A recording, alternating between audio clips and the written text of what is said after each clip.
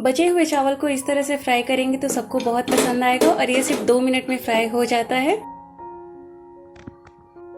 Hello and welcome to my channel Ankita's kitchen. आज मैं आपसे शेयर करने वाली हूँ कि आप किस तरह से 2 मिनट में बचे हुए चावल को फ्राई कर सकते हैं, वो भी बेसिक चीजों के साथ, और ये बहुत ही टेस्टी लगता है।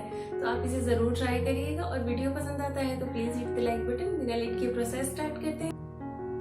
बचे हुए चावल को फ्राई करने के लिए सबसे पहले पैन में 2 चम्मच तेल डालेंगे और इसमें मैं ऐड कर रही हूँ थोड़ा सा मूंगफली। इसे भी रोस्ट कर लेते हैं, इससे टेस्ट बहुत अच्छा आता है। फ्लेम को मैंने मीडियम रखा है, इसे लगातार चलाते हुए थोड़ा सा रोस्ट कर लेंगे। अगर आपके पास रोस्टेड मूंगफली है तो ये प्रोसेस स्किप कर सकते हैं।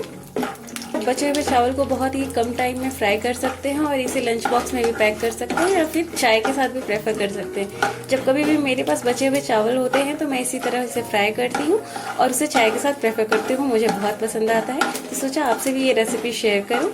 ये देखिए, इसका कलर थोड़ा सा चेंज होने लगा है। इसे 1 से 2 मिनट के लिए और भून लेंगे।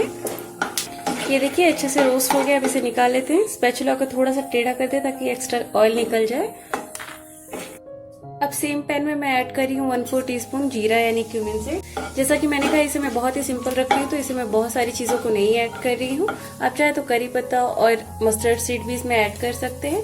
यहाँ पे मैं 2 हरी मिर्च को बड़े पीसेस में कट कर लिया था, इसे ऐड कर देती हूँ। और एक स्मॉल साइज के प्याज को मैंने इस तरह से लंबे स्लाइसेस में कट कर लिया है। फ्लेम को मैंने मीडियम रखा है, इसे कलर चेंज होने तक भून लेंगे। इसे बहुत ज्यादा ब्राउन नहीं करना है, सिर्फ थोड़ा सा कलर चेंज होना चाहिए। ये देखिए प्याज थोड़ा सा सॉफ्ट हो गया है, इसे 1 मिनट के लिए और भून लेंगे। आप चाहे तो इसमें स्टेज पे टमाटर ऐड कर सकते हैं, उससे भी टेस्ट अच्छा आता है। मैं इसे प्लेन रख रही हूँ।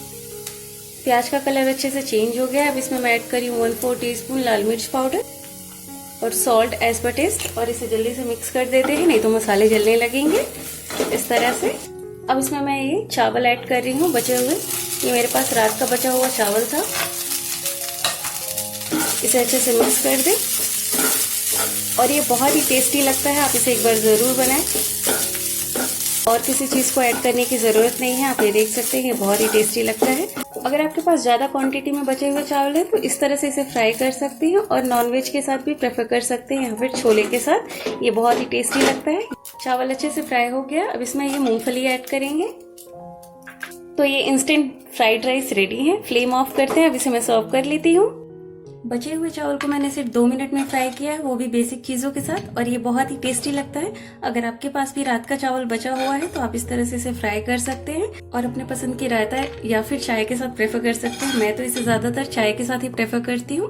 तो आप इसे जरूर ट्राई करिए और अपना फीडबैक देना ना भूलिए कि आपको मेरी इंस्टेंट रेसिपी कैसी लगी। और मेरे चैनल को सब्सक्राइब करके बेल आइकन को प्रेस कर दीजिए ताकि न्यू वीडियोस की नोटिफिकेशन आपको मिलती रहे। Stay fit, stay healthy. Thanks for watching my videos.